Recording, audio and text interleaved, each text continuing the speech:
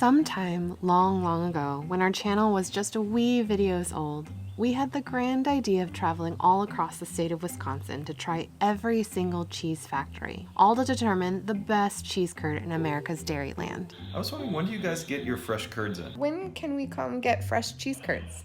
We make them on Mondays, Tuesdays, and Thursdays. We made this cheesy video We need to change into science mode. to celebrate our love for cheese curds and mostly to support the local cheesemakers during this pandemic. It was a tough challenge involving 4 days of nonstop driving and cheese, with some intermittent breaks. All we've been eating is cheese. I just wanted something green. But someone had to do it. And now, only one winner came out on The top. greatest cheese curd in all of Wisconsin. The #1 spot goes to Nasonville. Nasonville Dairy. While this video was mostly just for us, our family, and for our own enjoyment, several months later, we received so many comments from viewers about Nasonville Dairy also being their favorite. Several people also told us that we just had to visit the Marshfield factory location. We even got a nice comment from one of the relatives of the Hyman family inviting us to come visit their Marshfield location. We were excited that making videos and YouTube brought us this unique and fun opportunity, and we felt like we had reached cheese curd heaven.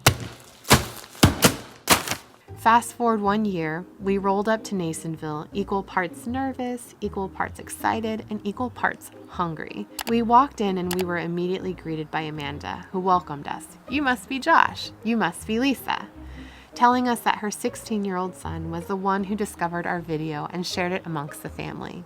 We loved hearing that everyone at Nasonville Dairy were excited about being chosen as our favorite cheese curd maker. As we waited to meet Ken, Nasonville's master cheesemaker, we were in awe of all the cheeses Nasonville had in their store. Feta, cheddar, jalapeno, ghost pepper cheddar. Ken greeted us with a big smile on his face and took us to the back of the store to begin our factory tour. So this is Ken. Yes. Good to meet you, Ken. It's a pleasure meeting you. Thanks so much for inviting us over. I'm the oldest of the three brothers. It's a family-run company. We manufacture cheese. He jokingly shared with us that he shared our video with his old cheesemaker pals, many of whom we visited in our tour as well, not telling them, when he shared the video, who won out. We could immediately tell that we were in good hands when he told us all the types of cheese that Nasonville specializes in. We make a number of different cheeses. We make cheddar, Colby, Monterey, farmer's cheese, pizza cheese, Quesa Blanca, Quesa de Freer, Seco, Parm, Romano, Asiago, Fontina, Feta Caseri, Cafelatieri, Cafla Graviera, 20 different flavors of Monterey, as well as making some Edam Gouda and Munster. As we got suited up for our tour, Ken shared with us what it means to be a master cheesemaker. First of all, you get a license. So you've got to spend 6 months or a year working in a cheese plant to get some characteristics of what's going on. Then you can turn around and you can try to write the exam. Once you've written the exam, then you turn around and you become a licensed cheesemaker. We have about 680 of them in the state of Wisconsin. Ken himself became a licensed cheesemaker at the age of 16. I couldn't even muster the courage to tell you what I was up to when I was 16. So if you spent 10 years, the next 10 years making a specific cheese, then you could apply to the master's program. Doesn't mean you're in, it means you can apply. If they give you that opportunity, in the next 3 years you will continue in school. At school you will learn everything that you, all the way down, all the small things that people miss. How much salt is in milk actually when it comes from the cow. You know, what it takes to create the best products out there. You know, what do we see in Europe? How much of this comes from a poor quality? How much of this comes from a good quality milk? After you've done that for 3 years and you've gone back to school and you've taken all these short courses, then they'll turn around and give you a chance to write your final exam. Your final exam to write will take you between 25 and 40 hours. We had no idea the amount of time, experience, education, art, and science that went into cheesemaking. We always knew that Wisconsin and cheese went hand in hand. But from Ken, we learned that Wisconsin is the largest cheese producer in the United States, making over 600 different cheese varieties. Wisconsin is the only state to license cheesemakers, and it's the only state to offer a master cheesemaker program right at the UW-Madison campus. With all that tough competition in Wisconsin, we were in awe to learn that Nasonville boasts 17 licensed cheesemakers and 3 master cheesemakers, including Ken. With 130 years of perfecting their craft, it's no wonder their cheese is just so good.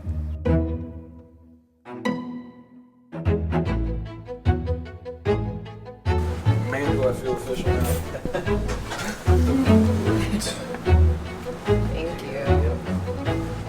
After getting properly suited up, Ken took us on a jaw-dropping tour of their facilities. It was massive and beautiful. While we got in-depth explanations about the process and the machinery, our favorite parts of the tour were actually running into all the incredibly wonderful people along the way, including many of the Hyman family members. Everybody can make a cheddar differently, or everybody can make a cheese curd differently, and so that makes it an art. You could tell with every interaction that every person there cares deeply about their jobs and providing quality cheese to the consumers.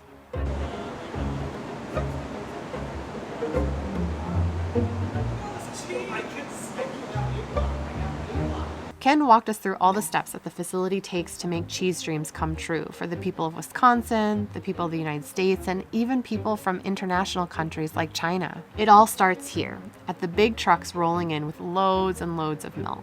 All that milk then goes up to these huge towers, which you see from the outside of the factory. The milk then gets worked through the pipes to separate all the different parts, making cheese, whey, fats for butter. Nasonville uses literally every single part of the milk until it's actually just a thing called cow water left. Eventually, as you break it down, first of all, you took the milk and you took the cheese out of it. Yeah.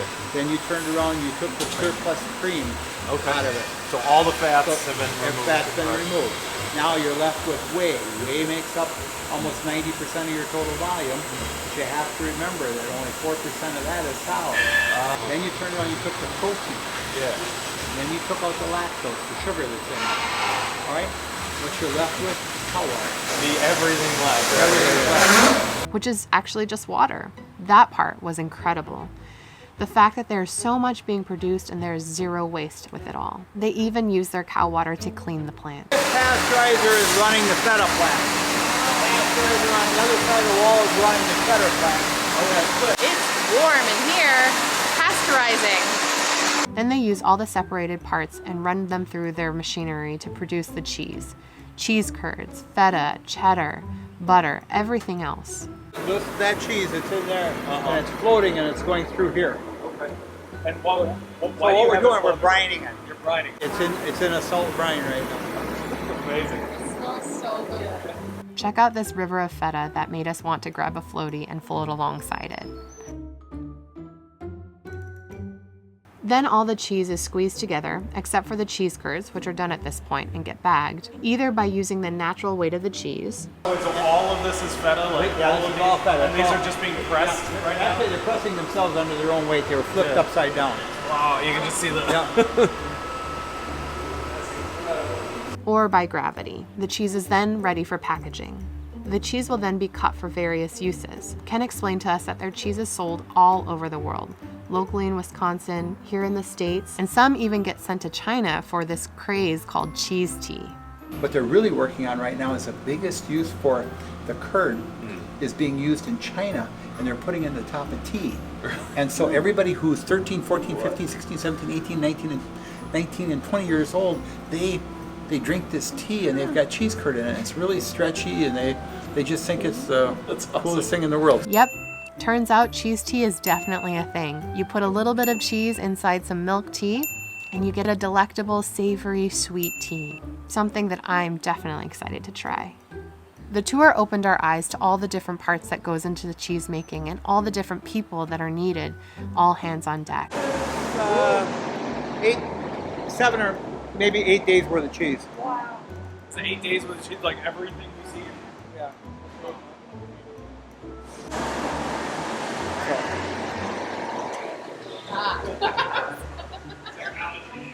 After wrapping up the tour, we almost had to sit down to process everything. You can tell that the competition is very, very high in Wisconsin for cheesemakers. The standard here is very high. But Nasonville appears to have risen to the challenge by not only thinking more globally, realizing that their cheese is useful for so many things. We always look at the world markets to find out what's there, what can be there, what's the new trend. But also by using just the right amount of art and just the right amount of science, down to the exact temperatures and mixtures. I just hope that anybody who views what you do Yeah. sees the intensity that agriculture has. I mean, what the farmer puts into it, and what the cheese plants put into it, and what it really means. After our tour, we of course had to stop by the store That was so cool. We definitely got to go buy some cheese curds now. I mean, after that, come on. to pick up a few blocks of cheese, a bag of cheese curds, and some soft serve. That's really good. You want in on this? You probably want in on this. We were sad that it was over, but glad to be leaving with some goodies. Our cheese curd factory tour last year started off purely just for fun and enjoyment. Getting this tour and meeting Ken and the family was not something that we ever expected. The tour taught us not only about the art and science of cheese making, the importance of family tradition, but also inspired us to become better video makers and storytellers, honestly. Witnessing how much love and attention they put into every bit of cheese they make, and how much knowledge they embody and share with others only inspire us to do the same with any craft that we take on. On our drive home, Josh reflected, while popping in some cheese curds, Can you hear the squeak in there?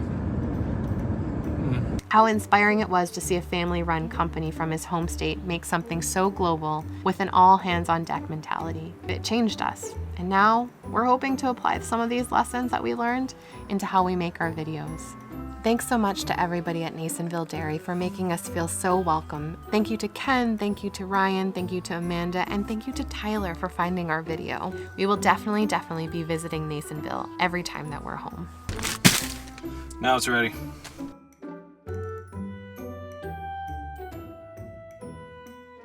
Hello, hello.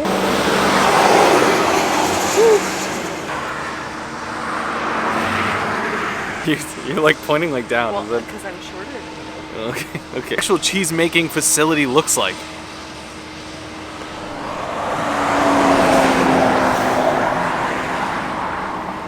What it sounds like, too. Yeah, it's true. Gotta wrap that thing up, Nick. Yep. That's so give good. me some of that. Lots of I'm cheese. afraid of that ghost pepper cheese. I'm afraid of it.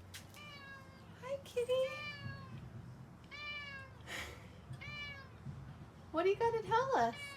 So many things to say.